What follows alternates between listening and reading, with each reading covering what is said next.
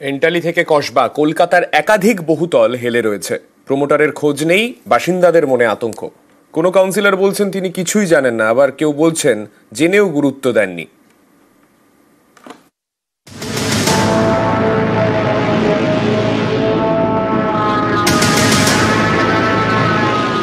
হেলে গিয়েছে বহুতল, একেবারে পাশের বহুতলের সঙ্গে ঠেকে গিয়েছে। এই ছবি কলকাতার এন্টালির ছাতুবাবু লেনের।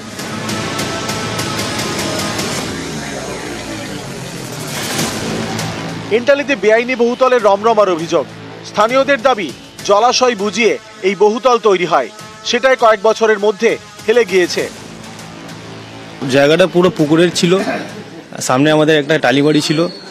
তারপরে যে যার এসে জায়গা ফাঁকা করলো, তারপর নিয়ে জায়গা নিয়ে বিল্ডিং বানালো। আমি যখন দেখলাম G+2 ছিল, তারপর আর দেখিনি। এখানেই শেষ নয়, স্থানীয়দের আরো দাবি 3 তলা বাড়ির অনুমতি দিয়েছিল পুরসভা, কিন্তু 6 তলা বানান প্রমোটার। শুরুতেই বাধা দেয় পুরসভা, কাজও বন্ধ হয়, কিন্তু কয়েকদিন পরেই ফের শুরু হয় কাজ। সেই বহুতলই এবার হেলে পড়েছে। 4 তলা ভাঙা হচ্ছে, তারপর 4 তলা রিপেয়ার করে 5 তলা আবার করেছে।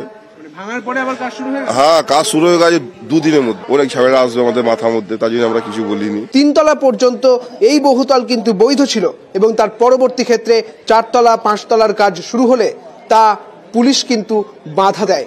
কিন্তু এই বাধার পরেও কাজ কিন্তু চলতে থাকে। স্থানীয়দের দাবি গত বছরের নভেম্বরে এন্টালির এই বহুতল হেলে যায়। এই নিয়ে প্রমোটারকে জানালে তিনি উল্টে হুমকি দেন। যখন হচ্ছিল টায়রাভাবে উপরে উঠতে গিয়ে সেটে গেছে, তখনই বলেছিল বিল্ডিংটা এত অসুবিধা হচ্ছে, পুরো তো ঢুকে যাচ্ছে, আপনারা কিছু নিন না, তো আমরা কেস করে দেবো। তো বলে ওরা বলেছিল মিস্ত্রি আমাদের, আপনারা যা করতে পারেন করে নিন।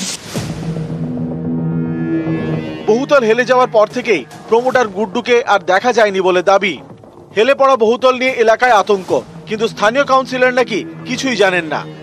এটা আমি কিছু জানতাম না, এলাকার থেকে একটা খবর পেলাম এরকম হয়েছে। এবারে আমরা বিল্ডিং ডিপার্টমেন্টে জানিয়ে দিয়েছি। এখানে তো আমার কিছু করার নেই, যা করণীয় বিল্ডিং ডিপার্টমেন্ট কর্পোরেশন করবে।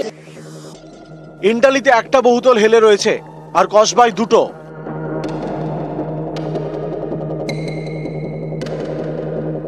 প্রথমে 2টো বহুতল হেলে পড়ে একে অপরের দিকে, তারপর 2টো বহুতল হেলে যায় পিছনের বহুতলের দিকে।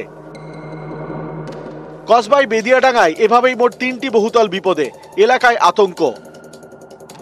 बहुत डर है, सब फैमिली को डर है, और जितना लोग हैं उसमें भी डर है।